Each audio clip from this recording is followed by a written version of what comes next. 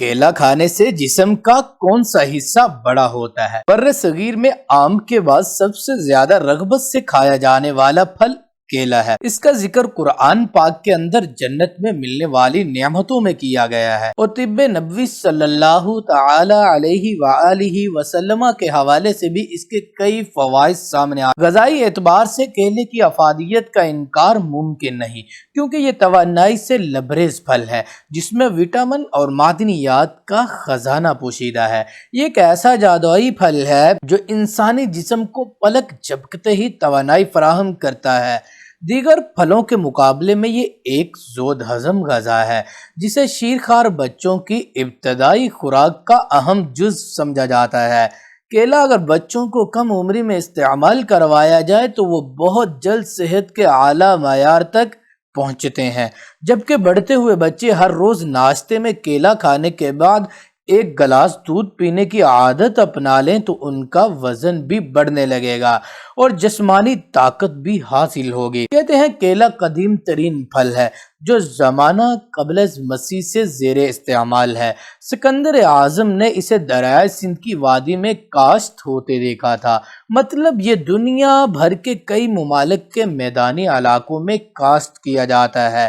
طب نبوی صلی اللہ تعالی علیہ وسلم کے مطابق کیلا عمدہ پھل ہونے کے ساتھ ساتھ ایک اچھی دوا بھی ہے۔ بچوں کے لیے جن کا وزن کم ہو انہیں کیلا دودھ کے ساتھ دینا چاہیے۔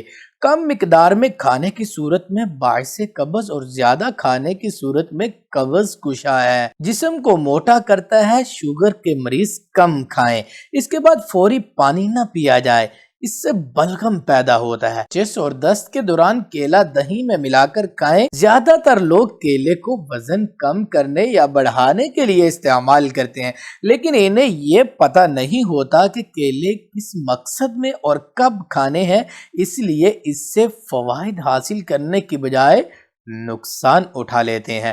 کیلے زیادہ کھانے سے ہمارے جسم میں پوٹاشیم کی مقدار حد سے زیادہ بڑھ جاتی ہے، جو کہ انتہائی نقصان کا باعث ہے۔ تو ماہرین طب کے مطابق کیلوں سے پوٹاشیم کا بڑھنا لگ بھگ ناممکن ہے۔ در حقیقت پوٹاشیم کی سطح دل کی حرکت روک دینے تک بڑھانے کے لیے ایک فرد کو دن میں 400 سے زائد کیلے کھانے ہوں گے، اور ایسا ممکن نہیں۔ تو یہ پھل خطرناک نہیں بلکہ صحت کے لیے انتہائی فائدہ مند ہے۔